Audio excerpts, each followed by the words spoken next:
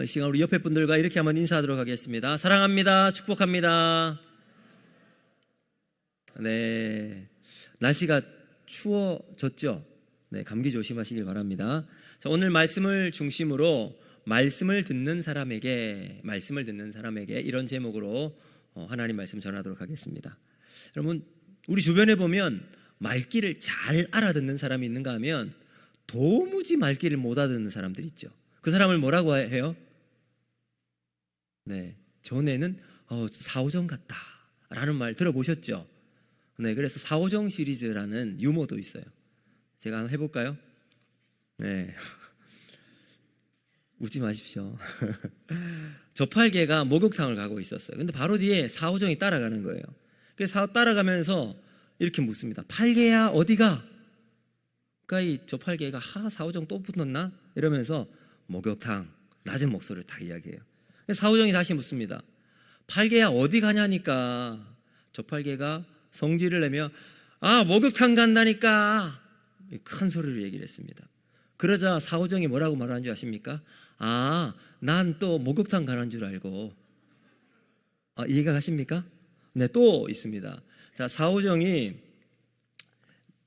아마 내 이름이 똑같은 사오정 1, 2, 3, 4가 있어요. 카페를 갔대요. 첫 번째 사오정이 음료를 시켜요. 난 콜라. 두 번째가 그럼 난 콜라. 세 번째 그럼 나도 우유. 네 번째가 아저씨 여기 사이다 4병이요. 네, 여러분 말귀를 잘 알아들으시길 바랍니다. 우리 옆에 분에게 잘 알아들읍시다. 네, 자, 제가 왜 이런 이야기를 하냐면 하나님은 지금 이 순간에도 말씀하시는 하나님이십니다. 근데 우리가 사오정처럼 딴 생각하고 딴 마음 품고 있으면 아무리 하나님이 말씀하셔도 들릴까요? 안 들릴까요?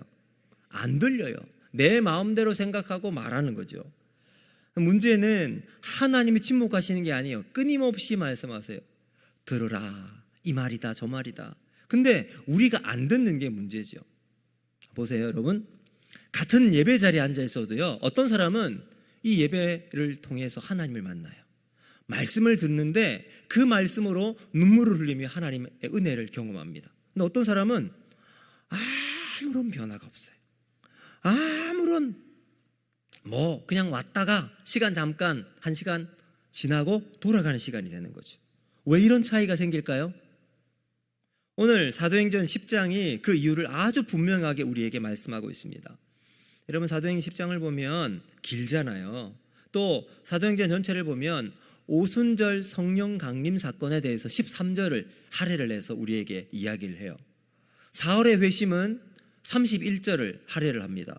근데 고넬료 사건은 66절이나 할애를 합니다. 대단하죠? 자, 이 긴 분량을 이렇게 이야기하는 이유가 뭔가?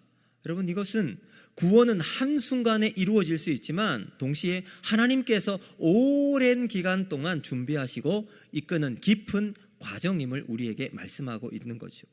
그래서 오늘 이 모든 이 과정의 중심에 오늘 본문에 한 문장이 있습니다. 44절인데요. 우리 같이 한번 읽어보겠습니다. 시작. 베드로가 이 말을 할 때에 성령이 말씀 듣는 모든 사람에게 내려오시니. 아멘. 보세요, 여기 말씀 듣는 모든 사람에게 성령이 내려오셨어요. 그러니까 말씀을 듣는 사람, 귀가 하나님 말씀이 들릴 때 성령이 오셨다는 거죠. 오늘 하나님 말씀이 우리 귀에만 들릴 뿐만 아니라 마음에 새겨지는 은혜가 있기를 주님의 이름으로 축복합니다. 자, 오늘 말씀을 중심으로 두 가지를 여러분과 함께 나누면서 은혜를 살펴보도록 할 텐데, 첫 번째는 뭐냐면 하나님의 구원은 말씀을 듣는 자에게 임한다라는 사실입니다. 자, 여러분, 고넬료 사건이 66절에 아주 긴 분량을 할애한다 그랬잖아요. 이 사건이 왜 중요하냐면 하나님이 구원을 유대인에게서 이제 이방인에게로 확장시키는 놀라운 전환점이 되기 때문에 그렇습니다. 그런데 이 고넬료를 이제 1절부터 6절까지 보면 이렇게 소개합니다. 그는 경건한 사람, 하나님을 경외하는 사람, 구제를 많이 하는 사람, 기도하는 사람, 항상 기도하는 사람, 이렇게 이야기합니다. 근데 중요한 것은 성경이 이 고넬료를 보고 이것만 가지고 그가 구원받았다라고는 이야기하지 않습니다. 왜 그럴까요? 여러분, 경건하고 하나님을 경외하고 구제를 많이 하고 기도 많이 하는 것은 종교 생활로도 할 수 있거든요. 종교 생활로도 할 수 있습니다. 근데 종교 생활과 구원은 다른 거예요. 신의 존재를 믿고 그 신에게 자신의 의무를 다하는 것은 종교 생활이에요. 정성을 다해서 신을 설득하고 잘 되기 위해서 기도하는 것, 이것도 종교 생활에 포함되어 있습니다. 그런데 구원은 사람의 열심에 관계없이 얻는 결과입니다. 그러니까 고넬료에게 분명히 많은 것이 있어요. 그렇죠? 많은 것이, 신앙적인 요소가 많이 있습니다. 근데 딱 한 가지가 없었어요. 그것이 무엇일까요? 복음의 말씀을 직접 들어본 적이 없다는 거죠. 그래서 하나님께서 이 고넬료에게 말씀하시는 거죠. 자, 우리가 지지난 시간 살펴보았던 고넬료 첫 번째 시간 보면 5절에 이렇게 말합니다. 우리 같이 한번 읽어보겠습니다. 시작. 내가 지금 사람들을 요빠에 보내어 시몬을 청하라. 하나님이 천사를 보내어서 하나님이 이 고넬료에게 시몬을 집에 초청하라 라고 말씀하신 거예요. 자, 여러분 한번 생각해 보세요. 하나님이 그렇게 말씀하셨다면 그 자리에서 바로 복음을 다 말씀하셔도 되잖아요. 예수님에 대해서, 예수님의 성육신과 이 땅에서 사역하셨던 일들과 또 십자가에 지시고 부활하시고 승천하신, 그리고 다시 오실 그 모든 복음의 내용을 하나님이 직접 고넬료에게 쫙 설명하면 그것만큼 확실하고 그것만큼 분명한 말씀이 어디 있겠습니까? 근데 하나님은 사람을 보내요. 고넬료에게 베드로를 청하라 라고 말씀하세요. 사실 천사나 하나님 말씀하셨으면 이게 더 놀라운 이 고넬료의 기적으로 가슴속에 탁 새겨졌을 겁니다. 근데 하나님 그렇게 하지 않으셨죠. 왜 그러셨을까요? 구원은 언제나 말씀의 선포를 통해 오기 때문에 그렇습니다. 하나님 말씀이 선포되어진 자리에서 구원이 일어나기 때문에 그렇습니다. 그래서 고넬료는 베드로 앞에서 이제 이렇게 말을 합니다. 33절. 자, 우리 같이 한번 읽어보겠습니다. 시작. 내가 곧 당신에게 사람을 보내었는데 이제 우리는 주께서 당신에게 명하신 모든 것을 듣고자 하여 다 하나님 앞에 있나이다. 아멘. 자, 여러분, 이 고넬료의 고백 속에 말씀을 듣는 사람의 분명한 태도가 나옵니다. 고넬료는 선택적으로 듣지 않습니다. 아, 이거 나에게는 지금 딱 좋은 거야. 지금 딱 좋은 말씀이야. 지금 딱 필요한 말씀이지. 근데 어떤 말씀을 들으면 아, 나랑 정말 상관없는 말이에요. 아, 나 정말 저 사람 정말 싫은데 어느 날 보면 사랑하라, 포용하라, 용납하라 이렇게 말해요. 그러면 그 이야기를 어떻게 하죠? 듣지 않습니다. 근데 고넬료는 선택적으로 듣지 않습니다. 그리고 비판하면서 듣지 않습니다. 자기에게 유리한 것만 취하지 않습니다. 뭐라고 말합니까? 주께서 명하신 모든 것을 듣겠습니다 라고 고백해요. 순종이에요, 여러분. 베드로는 이제 이 앞부분에 보면 5번의 설교를 합니다. 베드로의 설교를 통해서 많은 사람들이 돌아오잖아요. 3,000명, 수많은 사람들이 교회로 몰려듭니다. 예수를 믿기 시작했습니다. 근데 베드로의 내용을 쭉 보세요, 여러분. 내용이 막 엄청 탁월한 철학적이거나 지금까지 들어보지 못했던 설교의 내용이 아니에요. 동일한 설교, 똑같은 설교, 평범한 설교였습니다. 어떤 내용이에요? 예수님이 행하셨던 일들, 십자가의 죽으심, 부활, 그리고 예수님께서 다시 오실 때 심판하시고 죄의 사함에 대한 말씀을 베드로가 설교를 했습니다. 근데 여러분, 그 평범하고 모두가 아는 내용을 베드로가 전했더니 그 설교를 들은 수많은 사람들이 예수를 믿고 구원의 놀라운 역사가 나타났다는 거죠. 여러분, 이게 중요한 겁니다. 미국 18세기 부흥운동을 일으켰던 조나단 에드워드 목사님이 계십니다. 이 목사님이 중생의 5가지 기준이라는 것을 발표하고 신앙의 큰 부흥을 많은 사람들이 경험하게 됩니다. 첫 번째 뭐냐? 바로 이거예요. 예수님의 동정녀 탄생과 십자가의 죽으심, 그리고 예수님이 하나님 아들이시며 죄인들의 구주이심을 믿는 것. 중생을 하고 나면 이게 바로 첫 번째가 복음이에요. 복음을 그대로 받아들이는, 그대로 믿어지는 거죠. 두 번째, 세상적인 관심이 사라지고 하나님에 대한 관심이 증대하는 거예요. 그럼 중생을 받게 되면, 내가 구원을 얻게 되면 세상에 내가 좋던 것 있잖아요. 이전에 좋던 것 이제는 다 값없다. 오직 나는 예수 그리스도, 하나님에 대한 것만 나의 관심이 된다라고 고백하죠. 그 다음 세 번째, 성경에 대한 이해와 관심이 커져갑니다. 그게 성경 읽는 거예요. 여러분 이제 새해가 시작되면 성경 읽기 시작하시죠. 여러분 성경 읽으시죠? 여러분 옆에 분에게 성경 읽읍시다. 네, 성경을 우리가 읽고 성경이 내 삶에 관심이 되어야 합니다. 그리고 네 번째, 하나님과 죄 그리고 자아에 대한 바른 이해와 자각이 생기는 것. 그러니까 이게 신앙에 대한 우리의 삶으로 점점 퍼져나가는 것. 그 다음 다섯 번째, 하나님과 동료에 대한 사랑이 생기는 것. 그러니까 이게 뭘까요? 변화예요, 변화. 구원받은 자에게는 분명한 변화가 일어납니다. 이 변화는 어느 날 갑자기 내 삶이 완전히 변화된 사람이 있기도 하고요, 어떤 사람은 점진적으로 변하기도 합니다. 근데 중요한 것은 이 변화는 내 삶의 가치관을 완전히 바꿔버립니다. 도덕적이고 종교적인 수련이 아니죠. 그래서 하나님 말씀으로 구원을 얻는 사람의 그 시작은 어디서부터 나올까요? 하나님 말씀을 듣는 데서 나온다는 거죠. 믿음은 어디서 나옵니까? 들음에서 나온다. 그래서 여러분, 고넬료가 베드로를 청합니다. 다른 것 바라고 있지 않아요. 뭐예요? 오직 하나님의 말씀만 바랍니다.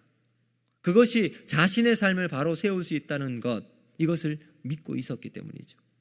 자신을 변화시키고 하나님 믿음의 터 위에 세울 수 있는 유일한 방법이 바로 하나님 말씀밖에 없다라는 이 확실한 믿음이 있었기 때문입니다. 오늘 예배를 드리며 하나님의 은혜를 사모하는 우리 모든 성도님 가운데 이 말씀을 사모하고 말씀을 듣는 은혜가 있기를 주님의 이름으로 축복합니다. 그래서 말씀의 은혜가 우리의 삶을 변화시키는 하나님의 역사가 되기를 주님의 이름으로 축복합니다. 또 두 번째, 오늘 말씀이 우리에게 주는 교훈, 바로 성령은 반드시 역사하신다는 사실입니다. 믿으십니까? 여러분, 성령은 반드시 역사하십니다. 자, 그러면 누구에게 역사하시는가? 구원의 뚜렷한 증거는 성령을 받았느냐 받지 않았느냐에 있습니다. 자, 우리 44절 말씀 같이 한번 읽어보겠습니다. 시작. 베드로가 이 말을 할 때에 성령이 말씀 듣는 모든 사람에게 내려오시니. 아멘. 자, 여기 보세요. 베드로가 이제 다 고넬료에게 복음을 전했습니다. 예수님에 대해서 말씀을 전했습니다. 근데 여기 보니까 성령이 말씀 듣는 모든 사람들에게 내려오시니 라고 되어 있잖아요. 그러니까 성령이 언제 임했는지 보세요. 베드로가 이 말 한 후에 기도할 때, 찬송할 때, 아니에요, 언제요? 이 말을 할 때에 라고 되어 있습니다. 설교가 끝난 다음에 임하지도 않았고 기도가 시작된 다음에 일어나지도 않았어요. 언제 성령이 임했다고요? 이 말씀을 할 때, 베드로가 말씀을 전하고 있을 때 성령이 거기 있는 고넬료의 가족들과 친구들과 지인들이 함께 모이는 그 자리에 성령이 임했습니다. 말씀이 선포되는 바로 그 순간이었습니다. 그러니까 말씀이 믿음으로 받아들여지는 그 자리에서 성령이 임하고 있었습니다. 자, 그러면 앞서 말씀드린 것처럼 베드로의 설교가 영혼을 막 뒤흔드는 엄청난 능력의 설교였을까요? 아니에요. 놀랍게도 베드로의 설교는 매우 단순했습니다. 앞에도 말씀드린 것처럼 예수님의 공생애, 십자가와 부활, 심판과 죄 사함. 근데 이 그냥 평범한 어디 가나 똑같은 설교, 그러나 그 설교를 통해서 들을 게 있는 자는 변화가 일어나고 놀라운 역사가 일어나게 됩니다. 자, 그런데 이 설교 가운데 고넬료의 인생을 뒤흔는 한 문장이 있습니다. 42절 말씀 우리 같이 한번 읽어보겠습니다. 시작.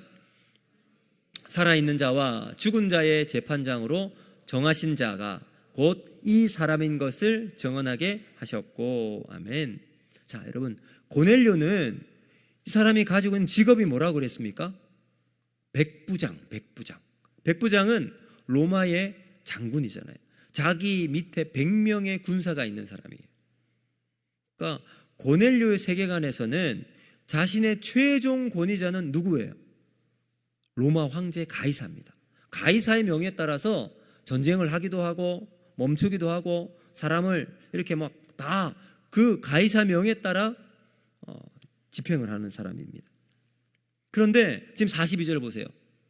하나님이 살아있는 자와 죽은 자의 재판장으로서 정하신 자가 곧 이 사람인 것을 증언하게 하셨고. 재판장 뭐예요? 권위를 누구에게 두고 있다고 말씀하고 있습니까? 예수님께 그 모든 권위를 주고 있는 고넬료를 여기서 발견합니다. 그가 예수님을 최종 심판주로 인정하고 있습니다. 여러분, 로마 세계에서 최종 재판권의 정점은 가이사예요. 로마 황제에게 있습니다.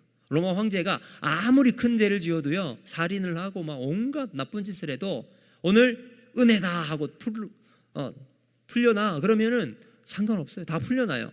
그리고 이 고넬료 같은 백부장이 거기에 대해서 막 따지지도 못합니다. 왜요? 최종 권위는 황제에게 있기 때문에. 근데 고넬료의 42절의 고백은 이것을 뛰어넘어요. 황제가 아니라 예수 그리스도가 여러분 최종 심판주로 고백하고 있는 겁니다. 여러분, 이것은 로마는 원래 다신 사회잖아요. 뭐 여러 신들이 많아요. 그 신들 가운데 또 다른 신으로 예수님을 받아들이는 게 아닙니다. 단순히 신앙 하나를 더 추구하는 것이 아니라 인생의 체계를 완전히 내려놓고 예수님을 가장 우선순위에 두는 믿음의 고백을 고넬료가 하고 있습니다. 여러분, 고넬료가 이렇게 할 수 있었던 결정적인 이유는 뭘까요? 자신의 노력과 자신의 힘이 아니에요. 성령이 그 가운데 임하셨기 때문인 줄로 믿습니다. 성령이 임하시면 고넬료와 같은 여러분 경건하고 하나님을 사모하고 하나님의 은혜를 기다리고 있었던 사람이 말씀을 통해서 성령 받게 되니까 삶이 바뀌게 되는 거죠.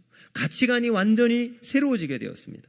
여러분, 우리가 2026년도 표어가 이거잖아요. 예배가 새로워지면 삶은 달라진다. 삶이 달라지기 위해서는 어떻게 될까요? 예배가 새로워집니다.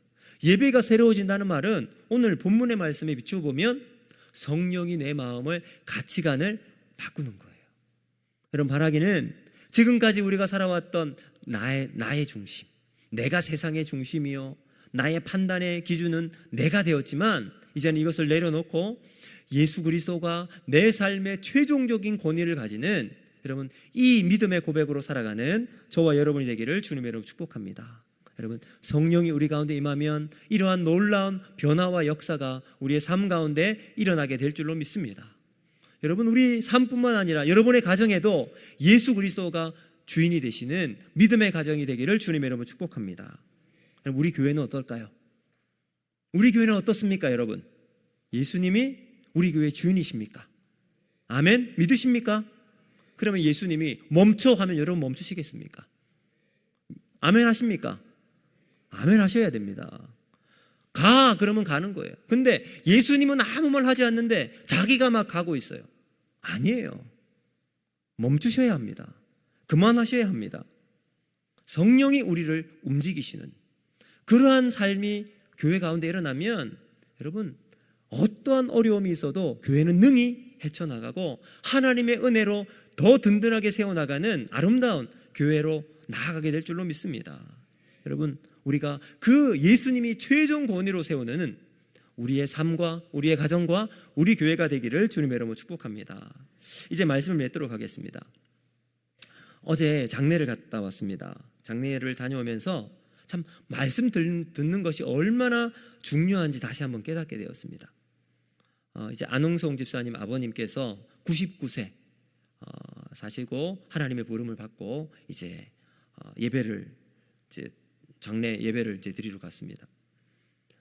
공주까지 갔는데 약 3시간 정도 걸렸는데 이제 다행히 또 좋은 차를 리무진 버스를 타고 거기 갔다 왔습니다. 근데 안흥성 집사님 평소에 새벽에도 참 기도를 많이 하세요. 새벽마다 참 열심히 기도하시고 간절히 기도하세요. 집에서도 성경 보시고 또 성경 읽다가 은혜 받는 말씀이 있으면 남편과 또 그 이야기를 항상 나누신대요. 그래서 매일 될 수 있으면 남편과 말씀으로 나누는 삶을 그렇게 쭉 해 나가면서 가정 예배를 드립니다. 이제 이 아버님께서 아프시고 나서 몇 달 동안 이제 안 집사님이 집에서 아버님을 모셨습니다. 근데 모시면서 계속해서 아버님에게 복음을 전하신 거예요. 늘 찬송을 불러드리면 아버님은 교회를 잘 다니지 않으셨거든요. 찬송을 불러드리면 잘 모르지만 좋았대요, 아버님께서. 그래서 찬송을 불러드리고 모르지만 아버님도 그냥 따라 하신 거예요. 그리고 성경 말씀 읽어드리고 예수님에 대해 설명하고 예수 믿어야 구원받을 수 있다고 계속해서 복음을 증거하셨습니다. 아버님께서 이제 제가 듣기로는 온몸에 암이 다 퍼져 있었어요. 말기암이었어요. 근데 참 신기하게도 아프질 않으신 거예요. 고통을 전혀 느끼질 않으신 거예요. 여러분 아마 아신 분도 아시겠지만 이 이제 아버님께서 우리 교회에 자신의 두 발, 99세 되신 어르신이 두 발로 누구의 도움 받지 않고 교회를 몇 주 전까지 출석하셨어요. 거의 돌아가시고 정정하셨던 분이셨습니다. 근데 지난 주일 예배를 마치고 집에 갔는데 요양원에서 전화가 왔대요. 위독하시다, 빨리 오시라. 그래서 오후 예배 올 준비하시다가 바로 요양원을 가시고 보니까 이제 얼마 안 남은 것 같았대요. 그리고 아버님이 돌아가실 때까지 계속해서 옆에서 제 귓속말로 계속 말씀을 전하셨대요. 임종 직전까지 아버님의 교회 되고 예수님 믿어야 천국 간다고. 예수님 믿으시지요? 확인하고 또 확인하고 찬송 불러드리고 여러분 그렇게 마지막까지. 그리고 마지막 이렇게도 말씀하셨다고 하더라고요. 아버지 만약 이제 천국 가면 천국 가실 때 천사가 아버님 모시고 올 수도 있어요. 그러면 꼭 나한테 말해주세요. 고개를 끄덕 하셨대요. 여러분 99세 장수에서 호상이라고 말하는 것이 아니라 예수 믿고 천국 가는 아버님을 기쁨으로 환송할 수 있어서 호상인 참 그러한 장례. 어제 제가 그 장례를 가면 참 제가 은혜를 참 많이 받았습니다. 사랑하는 성도 여러분, 말씀을 듣는 자에게 하나님의 구원이 임하게 될 줄로 믿습니다. 여러분 말씀이 들리십니까? 취사 선택하지는 않으십니까? 하나님 말씀을 순종하며 받아들이는 우리의 삶이 되기를 주님 이름으로 축복합니다. 또 구원받은 자는 반드시 성령이 역사하실 줄로 믿습니다. 성령이 역사하면 우리의 삶은 변하게 되어 있습니다. 바뀌게 되어 있어요. 왜요? 우리는 여전히 고집스럽어요. 우리는 여전히 내 마음대로 하고 싶어요. 그러나 성령이 우리 안에 역사하시면 멈출 때 멈추고 가라 할 때 가는 거예요. 근데 성령이 없으면 내 마음대로 가는 거예요. 내 마음대로 가면 어떻게 될까요? 질서는 어지럽혀지고 가정은 풍지박살이 일어나고 내 삶은 파괴되어지고 교회는 혼란스러워지는 거예요. 만약 여러분이 그런 길을 걸어가고 있다면 멈추시길 바랍니다. 옆에 분에게 이렇게 한번 고백합시다. 멈춥시다. 잘하겠습니다. 네, 여러분 우리가 그렇게 하기를 원합니다. 그래야 하나님이 기뻐하시는 삶이 되어지게 될 줄로 믿습니다. 자, 여러분 오늘 이 수요예배 가운데 우리 모두 하나님 말씀이 들릴 은혜가 있기를 원하고 그때 우리에게 성령이 임하게 됩니다. 말씀이 살아 역사하시는 인생. 여러분 우리의 인생은 조용할 수 있어요. 그러나 분명한 변화를 통해서 하나님이 인도하시는 아름다운 삶, 아름다운 가정, 아름다운 교회가 되는 거예요. 그럼 기독교 신앙의 핵심은 윤리도 종교도 교양도 아니에요. 뭘까요? 내가 예수님 만나는 거예요. 은혜가 우리 가운데 요동치는 삶을 살아가는 거예요. 그때는 아무 소리나 하지 않고 주님 제가 죄인입니다. 예수의 피 외에는 길이 없습니다. 여러분 이 은혜를 고백하며 살아가는 삶이 우리에게 있습니다. 그래서 여러분 세상을 살아가면서 죄를 이기는 하나님의 은혜로 우리 평생 주님과 함께 동행하는 아름다운 믿음의 길 걸어나가는 우리 모두가 되기를 주님의 이름으로 축복합니다. 자, 오늘 이 말씀을 기억하면서